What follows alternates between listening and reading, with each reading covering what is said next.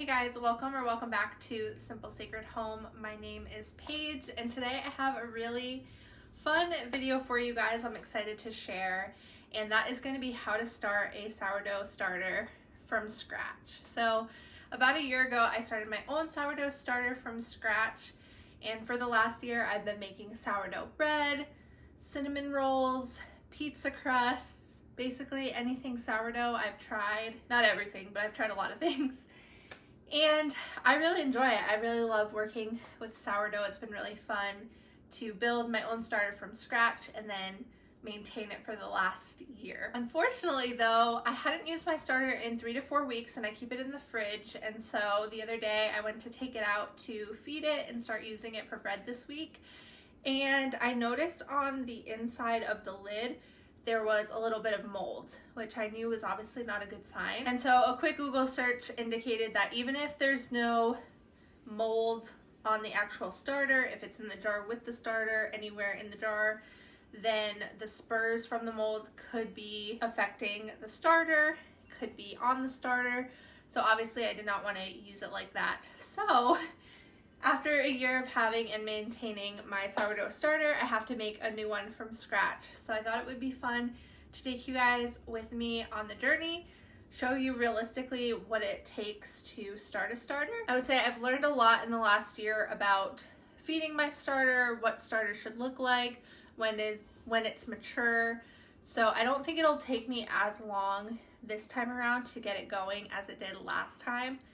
Last time I was following instructions and YouTube videos exactly to the T, and after like 2 to 3 weeks it was not even ready, remotely close to being ready to use, and I started to get really discouraged. And what I realized with sourdough starter is multiple things. There's a lot of factors that go into starting a starter.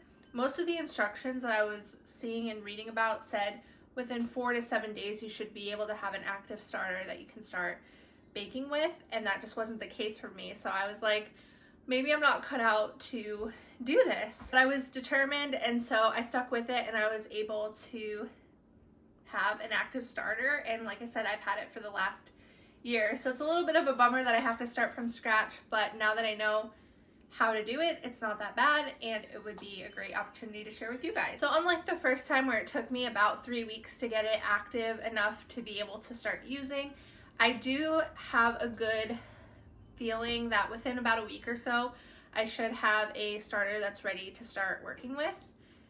We'll see though how it actually plays out, but I will say that something I didn't realize when I was making my first starter is that depending on where you live, the climate and things of that nature, that can affect your starter.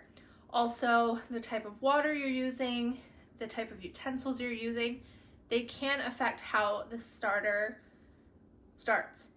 So I will go over a few tips with that along the way as well, but just know that if it takes me 5 days, it might take you 4 days, it might take you a week and a half. It's really going to depend on multiple factors. I can only share my personal experience as I go, and I'll show you if I learned something along the way that could be helpful. All right, so now we're ready to get started with actually starting our starter, and let's see how many days it takes to get it ready to go. All right, so we're just gonna get started by creating our starter. I'm using 1/2 cup of flour and about 1/2 cup filtered water in order to get this started. In the beginning of making the starter, I did keep it more liquidy. We'll see over time that I had pivoted a little bit, but I did a 1-to-1 ratio of flour and water to get this started.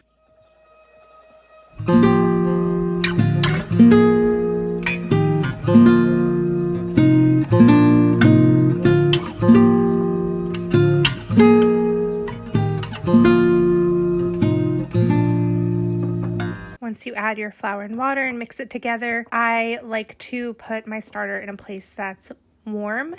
And so on top of our refrigerator, it's right under our heat register. And so that's why I keep it on top of the refrigerator, but you could leave it on top of your stove or any place in your kitchen that is on the warmer side. So the next morning I started the process of discarding and then refeeding the starter. So I left the starter on top of my refrigerator overnight to let it work and do its thing. And then when I woke up in the morning, I noticed that there was this thick layer of liquid on top of the starter. This is called hooch, and this is telling you that your starter is hungry. So if you run into this, you can just pour the hooch off on top of the starter. Just pour it down the drain or into the trash can, or you can mix it back in. It's not going to hurt you by any means. It's just indicating that your starter needs more food.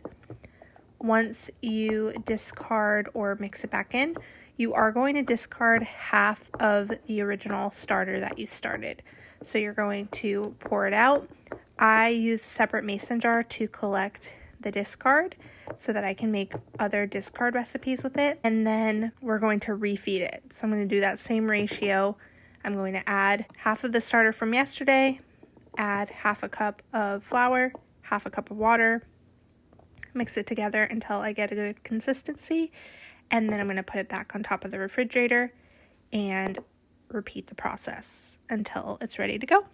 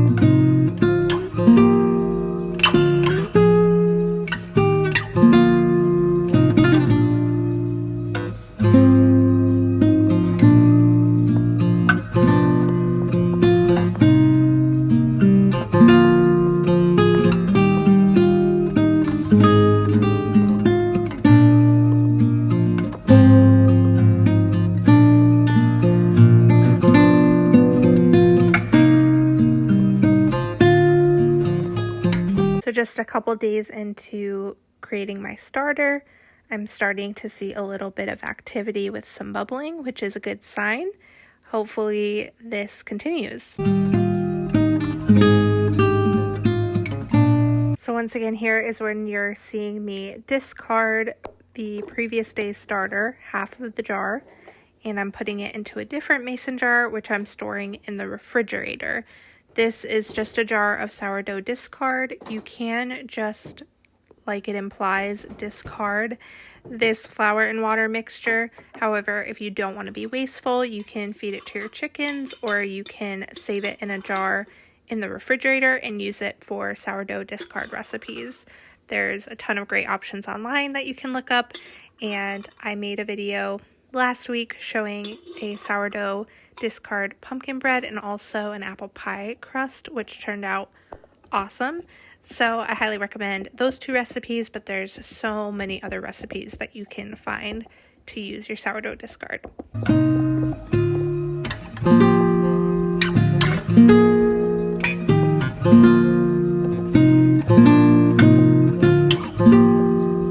You also want to cover your starter, but you don't want it to be airtight. So putting a dish towel or a wet paper towel or a mason jar, like you can put the lid on, but just don't tighten the lid, just put it loosely on top. Anything that's going to allow some airflow in there is fine.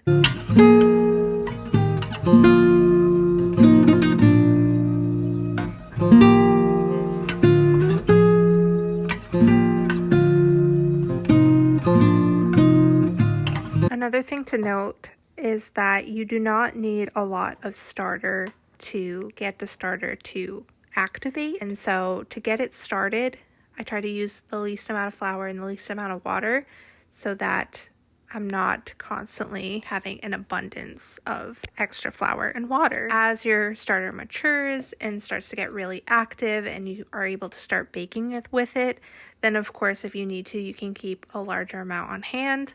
But for this process, when it's taking multiple days to get it started, you really can use just the bare minimum.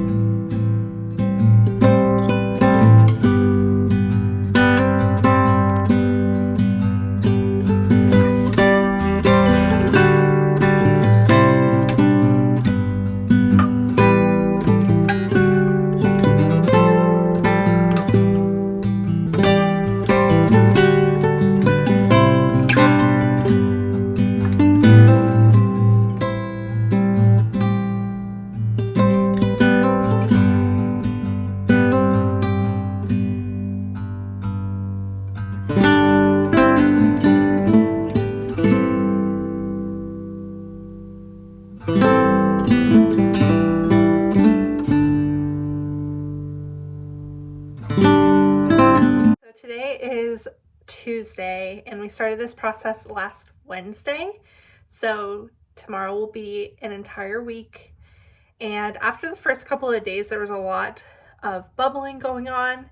It looked very active. It looked like it was on the right track. And then the last few days, it really has not done a whole lot of anything. So I've still been discarding it and feeding it twice a day, first thing in the morning and then right before bed. But I will say it has gotten pretty cold here and we haven't really had the heat on yet. So the house is a lot colder than my starter is used to. So I think I'm going to turn up the heat a little bit. I've been keeping the starter up on top of my refrigerator, right under the heat vent to try to keep it warm. But hopefully within the next few days, I saw some bubble movement in there today when I discarded some of the starter.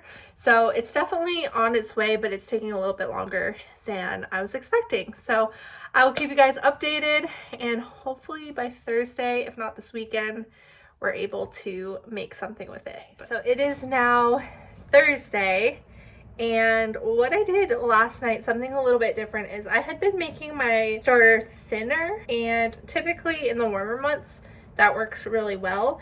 And the first few days I was noticing some bubble and activity making it thinner, so that's why I was doing it that way. Because it hasn't been getting as active as I would have liked, I decided to do less water and make it a little bit thicker when I discarded what was previously in here. So if you can see, there is some bubbling going on, and there's a few bubbles on the top. So we're gonna discard half of this and then go ahead and feed it. It's been pretty cold in the house. Normally I feed it first thing in the morning. It is now 1:17. We had a really early morning, and so I didn't get to feed it before we left, which would have been ideal, but I'm going to feed it now and then we'll see how it goes. I also have this entire jar of discard, so I'm going to make a discard recipe today, at least one or two, to try to use some of this up so it doesn't go bad. And we're just gonna discard this here. Like I said, this is a lot thicker than my previous days, but it's doing better. See, it's got some stretch to it. It's definitely not ready. All right, so I contemplated this day if it was actually ready to start baking with. It had activity, it had doubled in size, and there was not only these bubbles on the top, but when I would move the jar side to side, there was some of that stretchy webbing-like texture, which usually symbolizes that it is ready to start. I always have a hard time figuring out when it's actually ready to bake with, so every once in a while go to bake with it and realize it's not quite ready, but we're gonna give it a try today. I have a good feeling about it, and I think it's ready to start baking with.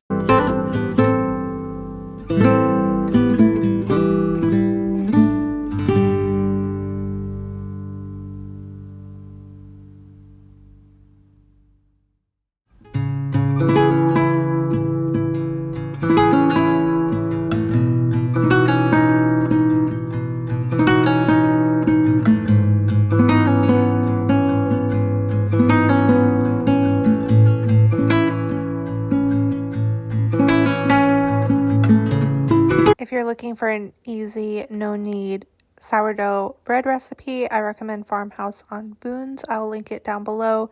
That's what I used in this video to actually make my bread. And I added rice into the bottom of the Dutch oven. This helps prevent the bottom of your bread from getting too brown.